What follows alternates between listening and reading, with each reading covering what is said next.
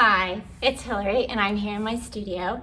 And today's video blog for you guys, I wanted to talk a little bit about that perfect alignment.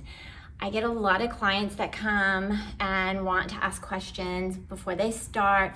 And a lot of it comes to the fact of, well, my hip is crooked and I want to have perfect posture and one leg is longer than the other, or this shoulder is up like this. There's always alignment issues, right? Or everything is not symmetrical and perfect.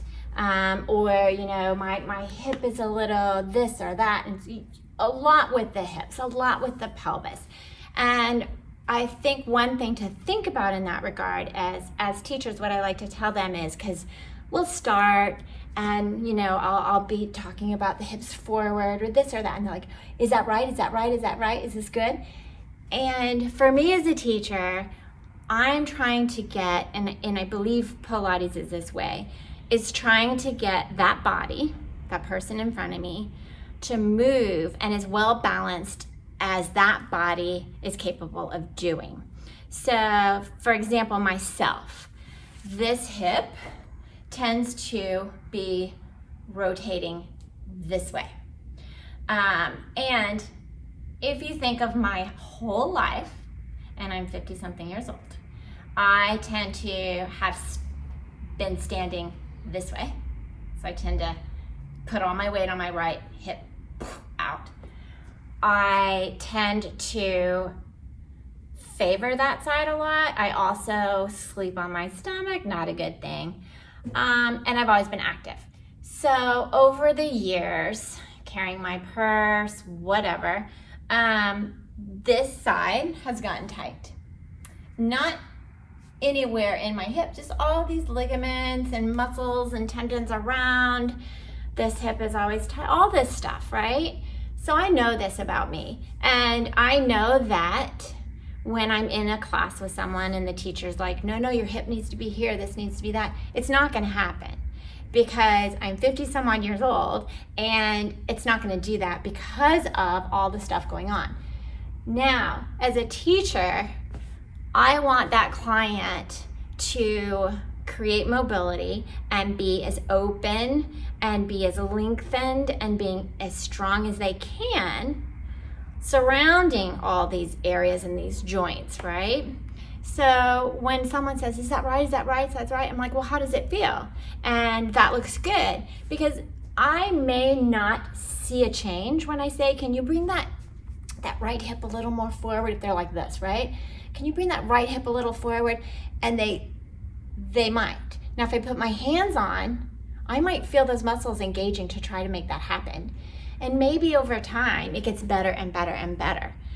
But the bottom line is, I'm guiding, and that's what we need to think about, guiding each other to where that body can go and maintain and learn. And that's one thing I love is every time the client comes in, they learn something. It's like, oh, wow, I felt that. Okay, I see the difference. Because that's kind of what we really want to do, is go out in the world and be like, okay, yeah, no, that's not good. I've got to remember, try to think. And so when you're out in the world and you're thinking about, oh, this is like this and this is like this, it's okay, but we can work on it, right? And old patterns are there. And when you think about your workout and when you think about your Pilates, you have 1 hour, hopefully more than once a week. So to fix something that's had a lifetime, to get into a pattern, is work. And with Pilates, that's what I think is so wonderful, is that the deeper you get into that work, the harder it gets, because you get more connected. Things start to change. And that's why some of my clients that have been coming for 20 some odd years are still learning, because everything keeps changing. So whatever they originally came in for, we worked and we got where we were happy and maintaining, and then something else happens, right? Because life throws us these curveballs. So anyway, next time you're working out on your own with your teacher, or if you're thinking about Pilates, keep that in your mind. It's like, you're guiding your body to try to find and get rid of some bad kind of patterns and find a more uniform pattern for your body and your movement. And that's really the gift of it, I think. So amazing. So anyway, that's it. If you haven't subscribed, check out a mat class, check out another class, whatever. And